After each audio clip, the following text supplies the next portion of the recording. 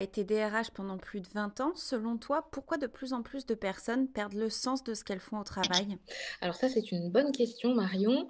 En fait, je pense que le mal est plus profond que juste le travail. Quand on analyse un petit peu les choses, dans notre société moderne et occidentale, le sens s'est effrité au fur et à mesure parce que les grands récits structurants traditionnels qui soutenaient nos existences se sont effondrés. Alors, je ne suis pas une traditionnaliste, mais c'est un constat.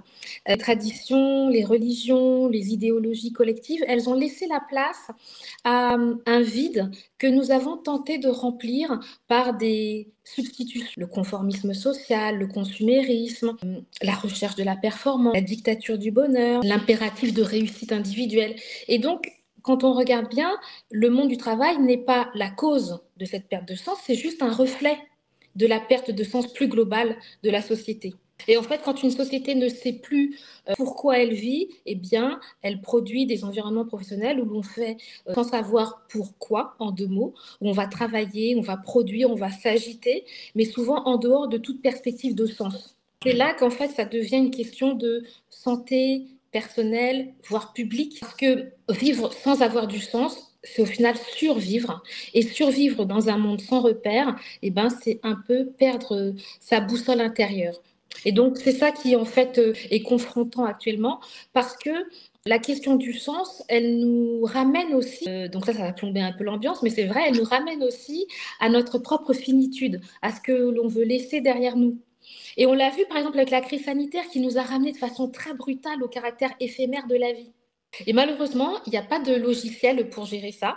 Et j'aime bien dire à mes patients, la vie n'est pas une série Netflix, nous n'aurons pas de saison 2. Donc, selon moi, la prise de conscience qu'on n'a pas de saison 2, eh bien, ça nous oblige à donner du sens à notre vie, ça nous oblige à revenir sur ce qui nous rend vivants et ce qui nous rend responsables. Beaucoup de gens disent je suis fatiguée, je suis stressée, mais est-ce que c'est pas plutôt une forme de vide intérieur qui s'exprimerait? Oui, tout à fait, tu as raison. Effectivement, c'est une forme de vide intérieur et ce vide, il a plusieurs visages. Ce que j'entends souvent, ce ne sont pas des mots de fatigue ordinaire, mais plutôt d'épuisement existentiel. Non pas seulement je suis à bout, mais aussi je ne sais plus à quoi bon. Et cela vient aussi d'une confusion, je pense, entre la réussite et l'accomplissement. Réussir, c'est atteindre des objectifs externes, un poste, une reconnaissance, de l'argent, un salaire qui est bon, etc. Alors que s'accomplir, c'est honorer ce qui fait sens en soi, ce qui nous ressemble, ce qui nous dépasse aussi. J'aime bien rappeler aussi que nous sommes trop souvent devenus des êtres de performance. Et ça, c'est un petit peu embêtant, je trouve, parce qu'on a oublié que nous étions des êtres humains et non des avoirs humains. Et ça, c'est très important aussi. Et on a aussi tendance à se suradapter pour cocher des cases, pour faire plaisir, pour éviter des conflits, pour rentrer dans le conformisme sociétal, etc. Et mine de rien, cette suradaptation permanente, eh bien, elle use, elle nous oblige à nous éloigner de nous-mêmes, et tout ça va créer du stress. Et le stress, c'est pas seulement une surcharge de travail, c'est une surcharge de désalignement, une fatigue de ne plus être en lien avec ce que l'on est profondément. Et c'est cela que la logothérapie vient écouter. Pas seulement le corps épuisé, pas seulement le psychisme déprimé, mais aussi l'âme esselée au final. Je trouve ça extrêmement puissant. Alors du coup, est-ce que tu pourrais nous dire ce que c'est la logothérapie et en quoi elle peut aider une personne qui se sent désalignée ou perdue dans sa vie Ouais. pro? Alors ça, c'est une très bonne question que tout le monde me pose parce que c'est vrai que c'est une discipline qui est pas extrêmement connue en France encore, mais bientôt. La logothérapie, c'est une thérapie du sens. C'est pour ça que depuis tout à l'heure, je parle beaucoup du sens. Ça a été développé par Viktor Frankl. C'est une psychothérapie verbale, brève. J'ajouterais aussi qu'elle a une approche très globale et très prospective. Pourquoi? Ben parce que elle ne réduit pas l'être humain à ses seules dimensions psychiques et pulsionnelles ou biologiques, mais elle va considérer la personne dans ce qu'on appelle en logothérapie sa dimension noétique. Ça veut dire quoi? Ça veut dire que euh, elle va considérer la personne dans sa capacité à donner du sens, à faire des choix, à dépasser des conditionnements, à être libre et responsable, même au cœur de l'épreuve. Et au final, la thérapie ne va pas creuser profondément dans le passé pour s'enliser, elle va partir du présent pour réouvrir un avenir qui va être habité, elle va aider la personne à reprendre sa liberté d'agir, même dans l'imperfection de la vie, à redevenir sujet de sa vie, malgré des déterminismes héréditaires, psychiques, familiaux, culturels, environnementaux. Et concrètement, elle va proposer une analyse existentielle de toutes les situations que l'on vit, où on va pouvoir s'interroger en profondeur sur au final qui je suis, qu'est-ce que je peux faire, quelles traces j'ai envie de laisser, etc. etc. Et je trouve ça vraiment intéressant. Au final, la logothérapie, elle ne va pas promettre le bonheur au sens d'un bien-être permanent. Elle va proposer quelque chose quelque part de plus stable, de plus durable, de plus profond, la possibilité de traverser la vie avec toutes les difficultés que l'on connaît, des pertes, des creux, des hauts, des bas, etc. Mais de traverser tout cela, tous ces aléas, avec une certaine lucidité, une certaine responsabilité, une certaine dignité. Et au final, elle va redonner les moyens aux personnes de se tenir droite, de se tenir debout, là où beaucoup vont peut-être s'effondrer face à toutes les difficultés de la vie. Grâce à la logothérapie, on est ancré parce qu'on est aligné. Donc, tu accompagnes les salariés, mais aussi les dirigeants. Qu'est-ce qui revient souvent dans leurs paroles quand ils te parlent de manque de sens? Alors ça, c'est quelque chose effectivement que je trouve de plus en plus récurrent. Ce qui revient beaucoup dans les propos, c'est quelque chose autour de la perte de repères, la perte de valeurs, une crise identitaire profonde. Et les mots que j'entends régulièrement, c'est par exemple, je ne me reconnais plus. Ça va être, j'ai l'impression d'être un zombie. Ça va être, j'ai l'impression de tourner en rond comme un hamster dans sa roue. Je fais bien le job, mais je me sens plus dedans. Donc tout ça, toutes ces phrases-là, que la personne en plus va dire très régulièrement, eh bien, je les vois comme des indicateurs d'un désalignement entre les actions quotidiennes, les valeurs fondamentales de la personne. Résultat, elle ne se reconnaît plus dans ce qu'elle fait et elle perd un bout d'elle-même. On continue à avancer un peu en mode pilotage automatique, par automatisme, mais sans être vraiment dans un engagement intérieur. Et donc, ces signaux vont être des appels à un repositionnement existentiel. Et l'important, ça ne va pas être de réparer l'individu, mais de lui redonner les moyens de se relier à ce qui fait sens pour lui. Je reste persuadée que le sujet du sens et de la quête de sens est pour moi le sujet du siècle. Le sens dans sa vie perso, le sens dans sa vie professionnelle, le sens individuel, le sens collectif. Et la logothérapie est une réponse à cette quête de sens. Comment, selon toi, on peut faire la différence entre une perte de motivation passagère et une vraie crise existentielle? Oui, alors j'aime bien revenir sur l'étymologie des mots. La latiniste que je suis ressort là à ce moment-là. Et le mot motivation vient d'un terme latin qui signifie mouvement. Et donc, dans une baisse de motivation passagère, ce mouvement, il est ralenti, il est perturbé, mais il suffira d'un projet stimulant, d'une pause, d'un temps de repos, d'un changement de rythme pour que l'élan revienne. Donc, on est juste sur une perte de motivation passagère. Dans une crise existentielle, c'est tout le mouvement intérieur qui semble figé. La personne, elle n'est pas seulement épuisée, elle se sent vidée, elle se sent désorientée, elle se sent déconnectée de toute projection possible. Et au final, rien ne la mobilise, rien ne l'appelle, le monde lui paraît sans relief. Et le postulat de la logothérapie, c'est que même dans ce vide existentiel, la dynamique, elle est toujours là. Elle est peut-être enfouie, endormie, presque imperceptible. Et le rôle du logothérapeute, ça ne va pas être de motiver au sens classique comme pourrait le faire un coach, et je peux en parler parce que j'ai aussi la casquette de coach, mais de relancer cette dynamique de sens.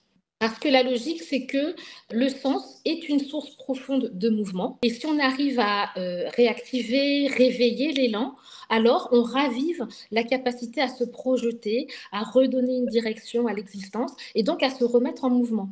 Souvent, cette dynamique, je l'explique en prenant une comparaison avec les ballons de baudruche, les petits ballons qu'on gonfle pour les enfants, pour les fêtes d'anniversaire, par exemple. Ce que j'explique, c'est que en cas de crise existentielle, eh bien, le ballon, il est tout plat, bien enfoui au fond de la poche de son jean. Et avec l'aide du logothérapeute, eh bien, le patient, il va ressortir le ballon de sa poche, il va le défroisser, il va le regonfler de tout ce qui donne sens à son existence. Donc, le ballon, il est toujours là, mais il faut lui redonner une dimension. Et donc, dans cette posture-là, le logothérapeute, il est, comment dirais-je, il est un peu révélateur de sens et facilitateur d'une réappropriation de son petit ballon intérieur. Quand on traverse une période de désalignement, est-ce qu'on doit forcément tout quitter ou est-ce qu'il y a d'autres options? C'est vrai que tout quitter, c'est parfois salvateur. Et souvent, je crains que ce soit une illusion parce que le travail ou la situation que l'on fuit, au final, c'est pas vraiment ça que l'on est en train de fuir. On est en train de fuir soi-même. On a toujours l'impression que l'herbe est plus verte ailleurs, mais attention à ça. Et donc, avant même de penser à partir, Pour moi, il y a une question qui est beaucoup plus fondamentale, c'est est-ce que mes choix personnels ou professionnels jusqu'ici sont vraiment les miens? Ou est-ce qu'ils Ouais. n'ont pas été le fruit de déterminismes familiaux, sociaux, culturels, sociétaux? Est-ce que ce métier que j'ai choisi, je l'ai choisi par désir profond ou par loyauté invisible ou par conformisme ou par peur? Et se confronter à cette réalité qui peut être un peu compliquée pour certaines personnes, mais le logothérapeute est là aussi pour soutenir la personne dans cette réflexion, et bien cette clarification va ouvrir la voie pour ensuite identifier ce qui coince. Est-ce que, si on reprend le travail, est-ce que c'est l'organisation qui pose problème? Est-ce que c'est le type de mission? Est-ce que c'est l'absence de reconnaissance? Est-ce que c'est un écart intérieur entre ce que je fais et ce que je veux vraiment faire? Et donc c'est vrai que tout quitter peut être salutaire, mais pas toujours nécessaire. Parfois, un simple changement de posture va suffire, reconsidérer ses priorités, poser des nouvelles limites, remettre de la cohérence avec ses actes et ses valeurs. Et tout ça peut faciliter un réalignement sans avoir à tout chambouler dans sa vie. Et Mhm. je vais donner un exemple concret parce que je trouve qu'il est intéressant. Je pense à une directrice financière que j'ai accompagnée. Elle voulait tout arrêter. Elle est venue me voir en me disant que vraiment elle trouvait plus de sens à son travail. Elle aimait beaucoup son travail, mais vraiment elle se sentait euh, dans une perte de sens, alors pas dans un vide existentiel, mais dans une perte de sens. Finalement, on a travaillé ensemble, on a compris que c'était pas la finance en tant que telle, les missions en tant que telles qui la vidaient, mais c'était un manque de lien humain dans son quotidien. Et on a réfléchi et au final, elle a travaillé pour se dire, bah, j'aimerais bien intégrer une sorte de programme de mentorat au sein de mon entreprise et ça va me permettre de me redonner du sens à moi, de redonner du sens à mes équipes. Et au final, en faisant cette petite proposition qui au final n'a pas tout chamboulé, eh bien, elle s'est réalignée sans changer de poste. Donc, elle n'a pas fui, elle s'est retrouvée. Et je donne volontairement cet exemple parce que on n'était pas dans un vide existentiel là. Elle allait plutôt bien. Elle avait des doutes, elle se posait des questions, mais elle allait plutôt bien. On était plutôt dans une sorte de frustration existentielle. Et c'est important de le dire parce que le logothérapeute peut effectivement accompagner des crises très profondes, des deuils, des burn-out, des divorces, des maladies graves, des addictions, l'accompagnement de fin de vie, etc. Donc là, on est sur du lourd, mais elle peut aussi accompagner des moments plus légers, de flottement, de doute, de transition. Parfois, un simple déplacement de sens ou un changement d'attitude intérieure suffit à tout rééclairer, tout réaligner. Et c'est ça la force de la logothérapie. Tu évoques l'alignement entre nos actions et nos valeurs, mais comment on fait concrètement pour retrouver ces valeurs quand on ne sait plus du tout ce qu'on veut, qu'on se sent totalement perdu? Oui, c'est pas simple, hein. Quand on se sent totalement perdu, quand on ne sait plus ce qui compte pour nous, alors c'est vrai que parfois les gens vont dire bah, il suffit de réfléchir à quelles sont tes valeurs. Et je trouve que c'est une question qui est hyper difficile en fait, voire culpabilisant. C'est une question qui peut être très anxiogène parce qu'au final, répondre à cette question-là, c'est pas simple. Pour moi, je préfère poser une question qui va toucher aux valeurs, mais qui va être moins confrontante. Par exemple, je vais dire à mon patient ou ma patiente, qu'est-ce qui te touche encore? Parce que même quand on est dans un vide, même quand on est dans quelque chose qui nous semble flou, il reste quand même des émotions, il reste de l'indignation, il reste un petit peu d'élan, une scène qui nous révolte, une cause qui nous émeut, une injustice qui nous fait réagir. Toutes ces petites choses-là, ce sont déjà pour moi des indices de valeur vivante. Donc retrouver ces valeurs, pas les nommer avec des grands mots philosophiques, etc. C'est juste se sentir, ressentir ce qui nous met en mouvement, ce qui nous aligne, ce qui fait qu'on se sent vivant. Et parfois, il va falloir passer par le récit de soi, c'est-à-dire replonger dans les moments où on s'est senti dans une situation d'injustice, ou au contraire des moments où on s'est senti dans une situation de justice, des moments où on s'est senti aligné, désaligné, à sa place ou pas à sa place. Et c'est à partir de là que l'on va rebâtir un peu son axe vertical et qu'on va regonfler son ballon, si je reprends ma métaphore de tout à l'heure. Et pour finir, si une personne qui nous regarde se sent vide, désorientée ou usée par son quotidien professionnel, quel serait ton tout premier conseil pour amorcer un vrai changement? Ouais. Alors en fait, le premier conseil que je lui dirais, c'est commence par écouter ce vide. Ce vide, c'est pas un ennemi, c'est un signal. Et tout à l'heure, je parlais de la perte de repères traditionnels. Dans une société qui nous pousse justement à remplir tous les espaces, les agendas, de mettre du contenu, de faire des tâches, etc., le vide fait peur. Eh bien, en logothérapie, le vide existentiel est vu comme une invitation et pas comme une fin. Le vide existentiel en logothérapie, il dit, tiens, tu n'es plus nourri, eh bien, il est peut-être temps de te re-questionner. Donc, mon premier conseil serait de suspendre l'agitation et quelque part de s'offrir un moment pour se demander très simplement, mais qu'est-ce que j'ai mis de moi dans ce que je fais jusqu'à présent? Et qu'est-ce que je ne veux plus abandonner de moi? Et identifier aussi la situation ou le moment déclencheur de cette perte de sens. Qu'est-ce qui fait que jusqu'à présent, je me sentais alignée et là maintenant, il y a un truc, je me sens plus alignée. Donc, essayer de trouver l'élément déclencheur. Et puis se rappeler que on peut toujours amorcer un déplacement même minime, changer de regard, dire non là où on disait tout le temps oui, oser dire je ne sais plus. C'est déjà sortir du rôle qu'on nous impose dans la société et revenir à notre unicité, à qui nous sommes réellement. Et souvent, je dis, bah, le sens, il ne se trouve pas en haut de la montagne, donc c'est pas un truc incroyable à gravir. Il se tisse dans chaque petit acte volontaire qui remet du choix dans nos gestes. Et retrouver ce choix, c'est déjà commencer à se relever. Donc ne pas rester seul, venir rencontrer un logothérapeute, c'est déjà un premier pas vers soi, un acte de lucidité, de liberté intérieure. On reprend la main sur le fameux pilotage automatique dont je parlais tout à l'heure. Et voilà, voilà ce que je pourrais donner comme conseil en fait à une personne qui se sentirait un peu perdue.